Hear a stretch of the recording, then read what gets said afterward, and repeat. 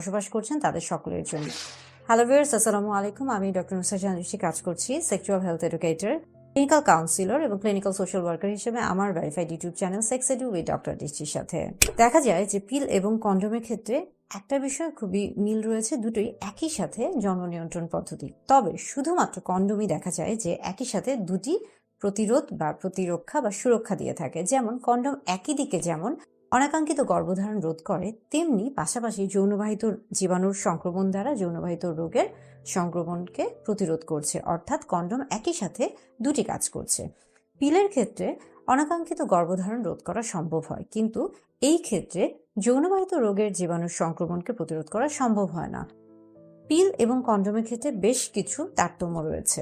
যেমন অনেকে মনে করেন বা যে ভুল ধারণাগুলো রয়েছে, কন্ডোম শুধুমাত্র পুরুষদের জন্যই পাওয়া যায় এমনটা না।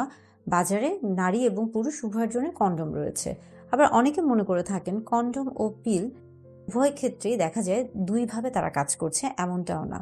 পিল শুধুমাত্র অনাকাঙ্ক্ষিত গর্ভধারণ রোধ করে থাকে, কন্ডোম একই সাথে দুটি পদ্ধতি করে থাকে বা একই সাথে দুটি কাজ করে থাকে। অনাকাঙ্ক্ষিত গর্ভধারণ রোধ করছে এবং পাশাপাশি যৌনবাহিত জীবাণুর সংক্রমণকেও প্রতিরোধ করছে, অর্থাৎ সুরক্ষা দিচ্ছে।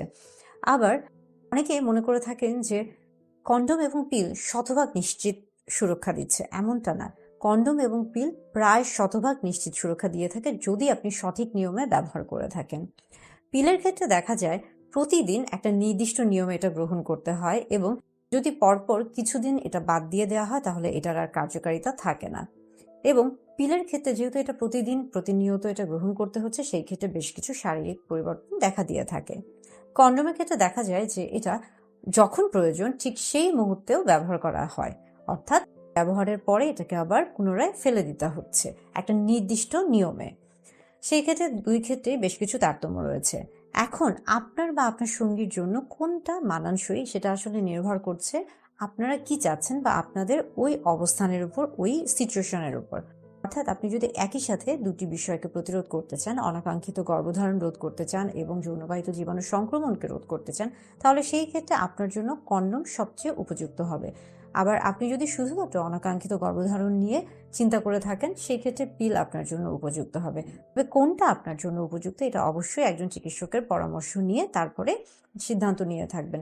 তবে অনেক ক্ষেত্রে অনেকেই পিল এবং কন্ডোম একই সাথে গ্রহণ করে থাকেন, অর্থাৎ পিল গ্রহণ করছেন এবং পাশাপাশি কন্ডোমও ব্যবহার করছেন। সেই ক্ষেত্রে সুরক্ষা নিশ্চিত হচ্ছে, অর্থাৎ সেই ক্ষেত্রে আমরা বলে থাকি ডাবল প্রোটেকশন হয়ে থাকে। তবে পিল এবং কন্ডোম যেটাই ব্যবহার করেন না কেন সঠিক নিয়মে ব্যবহার করা উচিত, তাহলে এটার যে কার্যকারিতা সেটা প্রায় শতভাগ নিশ্চিত করা সম্ভব হবে।